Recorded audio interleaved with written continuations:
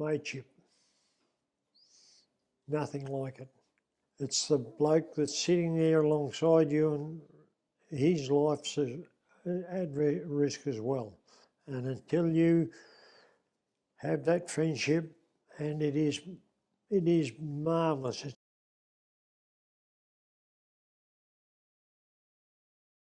My name's Mal. For a start off, born in Lilydale, Victoria, reared on a farming property at Mount Emu, 1947 onwards, and living on the original soldier settlement property that my father was allocated back in 1947. Dad, Neil and Gracie and Chris, the 4 kids all went the Second World War, and they were all allocated soldier settlement farms. Where did your dad serve? Mainly in Tobruk and the Middle East during the Second World War, and then later in that term across to Borneo and Darwin. The only times that that part of his life was mentioned would have been on ANZAC Day or leading up to ANZAC Day during that period. From the 1950s on, that I can recall him talking about action and that sort of thing. When the Vietnam War broke out, what were you doing at the time? I was working for Jack Gray from Glenorchy, Swinton, Glenorchy. I'd been there for about 5 years and had a stable job there, working on the property with Corriedale ewes and also a line of merino ewes from Western District, but enjoyed every bit of it. Also, at that stage, the Australian government had hell's own trouble with the amount of rabbits that were in the grazing areas of Western Victoria. We used to go rabbiting every weekend without fail, and there was a hell of a lot of people lived on rabbits at that stage. How old were you when you went to Vietnam? 1962, 63 was the change of government to bring in conscription. We had, by the time I was 17, I was being called up by the Australian government at that stage. And at 17 years of age, I ended up down at Pucka and conscripted into the army, and straight up to Pucka as a recruit. I did recruit training at Pucka. Then we went straight up to SME, which was School of Military Engineers, and I thoroughly enjoyed that. After that era, we were taken straight up to Canungra, and we spent 3 weeks at Canungra prior to demarcation for service overseas. It was absolutely excellent training that we had at that stage, but it didn't last long enough. After Canungra, on the buses again back to Sydney for more training, engineer training, and then late in that regime, we were put on buses in Sydney for more intense training, and there was about 40 of us selected as plant operators. We thoroughly enjoyed all that, but it was short-lived. As a planter, we're pretty lucky, really, like the D8 dozers, TD15s, Caterpillar 12E graders, anything to do with mine warfare, laying mines, and mine warfare and Vietnamese warfare at that stage was very basic, and all we needed was a decent rifle and weapon to delouse mines. And that's all. When we first got over there, that's all we did was delousing mines. We flew from Sydney to Darwin, and then from Darwin to Singapore. We stopped at Singapore for a while, and then the next day we were at Tonsanut, which was the Vietnamese main airport at that stage. And we were bundled into a Hercules, and away we went. And that was the start of our service. Was there anyone else from this, like Beaufort, Skipton, Ballarat area that you were with over there? Yeah, there was a fellow by the name of Neil Matthews, Hans Slass, Barry Little, Alan Jelly. They're just a few of the names that come straight back to my mind. But there was also another 24 people that were planties, were given training as per plant operators, and we really enjoyed that. There was in our troop there was we had five D8s and 4 TD15s, and we knew all the grease points and machine adjustments on all the machines that we did. And we had 24 different machines, and we could go to every one of them and with a broomstick point out the 1,000-hour service right through, and it was fantastic, really. I was 21, bloody hell, I was 21 at that stage, and we had a total ball. We were allocated our machines to go and do certain jobs at certain times. We were building a bridge in Berea by hand, as in it was all timber, and we had the Vietnamese as protection, and we were building these bridges. There's very little combat up until that stage, but when you get heavy artillery fire over the top of you, you start looking for ground, and it's bloody easy to dig a hole, and you dig a bloody hole pretty quick, I can tell you. One of my mates that I went to school with, Paul Heenan, from Stoneleigh, Fletch, can you get over here and dig me a fucking hole? and he was a radio operator for one of the battalions, and Olena couldn't dig a hole quick enough. We had a Case 310G backhoe.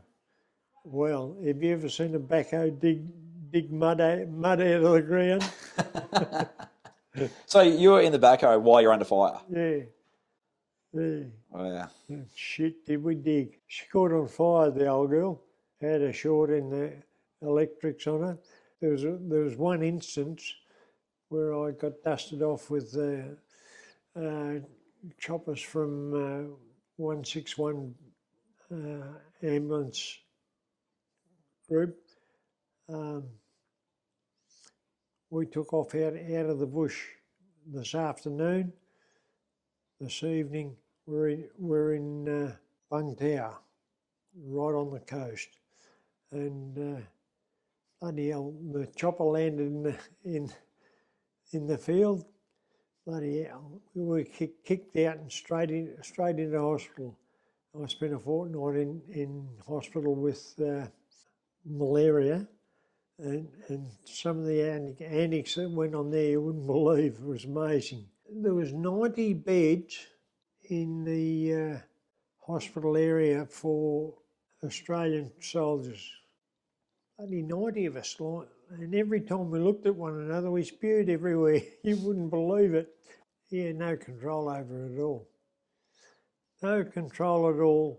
And the next thing, I can remember being shifted out of the ward into the malaria ward.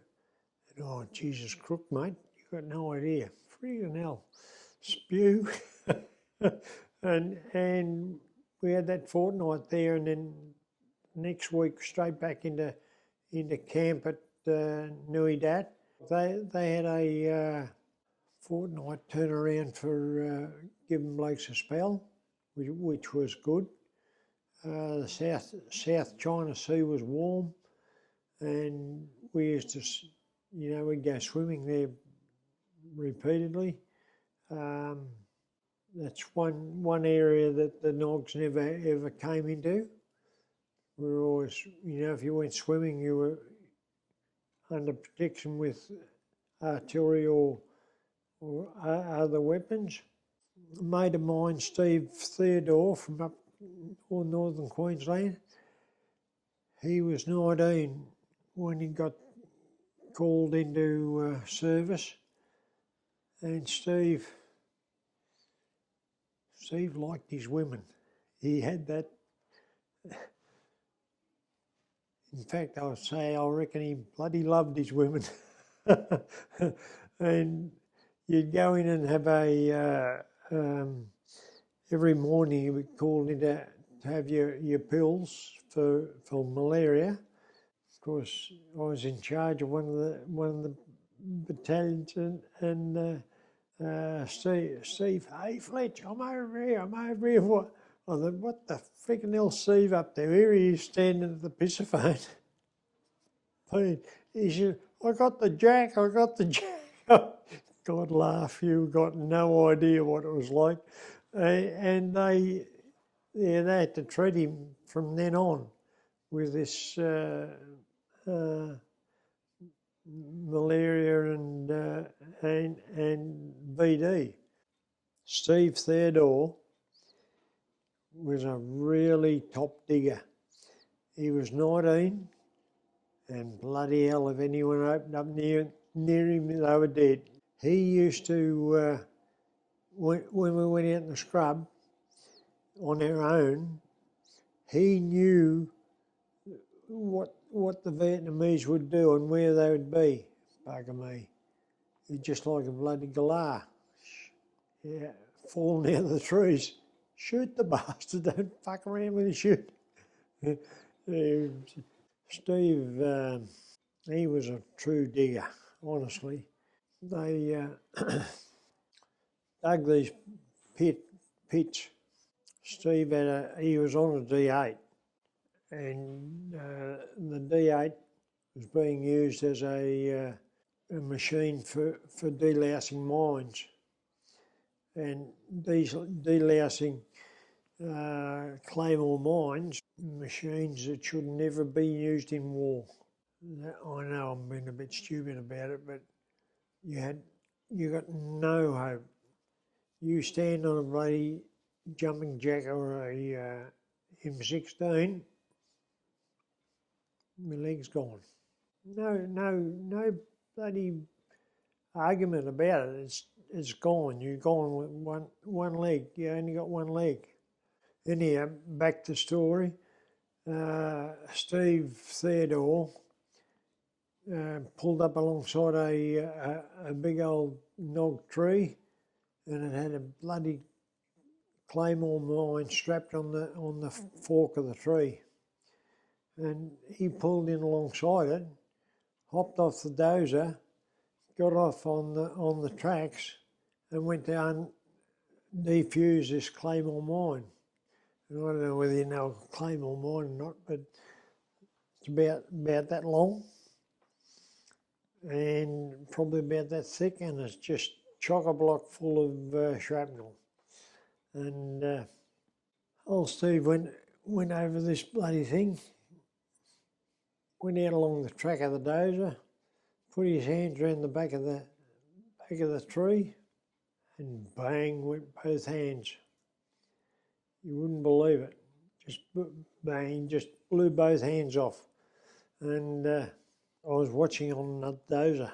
They pulled him off the machine, radioed for a chopper, and they were bloody excellent. They had him in Germany in bugger all time, and they shipped him out of Nui Dat, like out of the danger zone, and into Vietnam, and blow me, the next thing I know, I was in Darwin. Who's there? Steve Theodore. Oh, geez, that was a bloody great welcome, I can tell you. I flew to Darwin, and Steve was, Fletcher, how you going? Yeah, all right. How are you, Steve? Yak, yak, yak, yak, yak. He says, oh, I'm in trouble. I said, what's wrong? He said, well, you're bloody really in trouble when you haven't got a hand to have a piss. He said, and I'm really in strife. I said, well, I'll give you a hand. Give me a hand? He said, what do you friggin' mean? He said, you're as bad as any other bastard. He said, he said, here we are in the piss zone, in the bloody toilet, and he said, you want to give me a hand? He said, there's no doubt about you. He said, how many years is it since you left Vietnam? I said, 50. He said, 50 fucking years and you still want to play with my dick? Geez, it was funny. He only had the thumb on one hand, and the other one didn't have any fingers on it. Mateship. Nothing like it. Nothing like having a bloke sitting there alongside you when you're on a machine, or if you're in a battle zone or whatever, it's the bloke that's sitting there alongside you, and his life's at risk as well. And until you have that friendship, and it is marvellous. It's there. You can't do anything about it. One incident.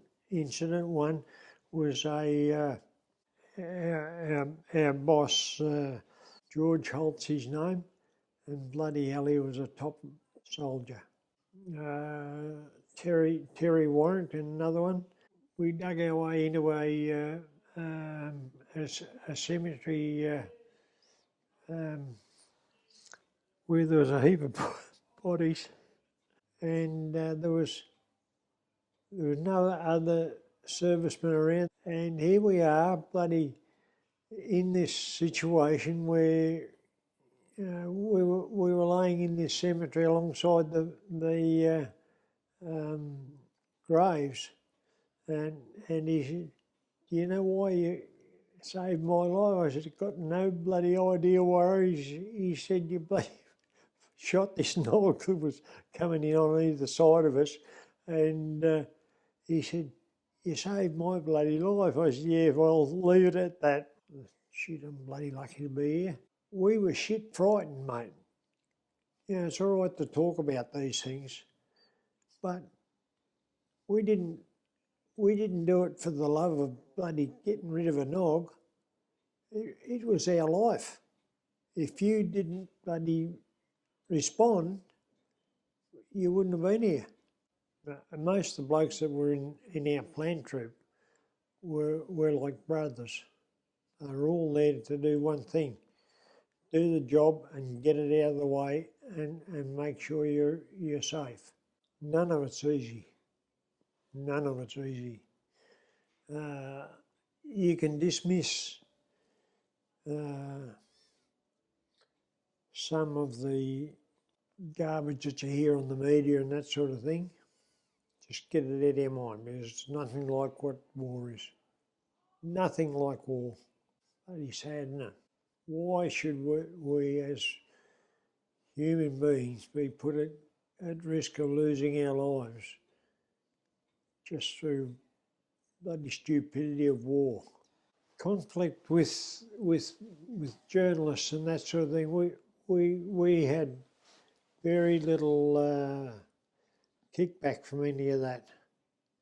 You know, like whether a journalist bloody blows it up or whether we were lucky to bloody get in there, get the job done and get out of a frigging joint. The problem we had as individuals was we had individual arseholes out there working against us. Why do we have so many people in Australia working against us? Journalists mainly. So they didn't know what was going on either. You know, they get a story and that was it, and then drop it, then get another one tomorrow and all that sort of thing. We didn't see what was happening behind the scenes with the journalists. So when you made it back home, and your dad has obviously served for Australia too, what was his reaction to you coming home? Yeah, pretty good. Yeah. Did he give you any advice before you left? Yeah. When I look back, yep. Any words that stuck with you before you left? Keep your head down and don't be first in. And every time you went into a combat zone, did that stick in your mind? Mm. Probably saved your life. Probably did. Yeah, Dad. Yeah, never. I can remember him saying that to me, as in, you call it combat zone, yeah, fair enough. But the pressure's on at that stage. Whether you come out of it or not's another thing. I wouldn't be here doing what I'm doing with you now. So when you got back from Vietnam, what did life look like? What did you get back into? What did you do? Got married. Bloody best part of my life. Bloody marrying that little woman there on her way home from school. I would have been 21, she was 17. Is there anything else that you want to share before we wrap up? Any stories, any lessons, anything you'd recommend or not recommend people do? Don't go to war, please. Don't go to war. Won't help you. Won't help the country. Won't help the politicians. For Christ's sake, think about it. Shit. No, well, honestly, mate, I appreciate your time and everything you've done for the country, mate. Honestly. Thank you.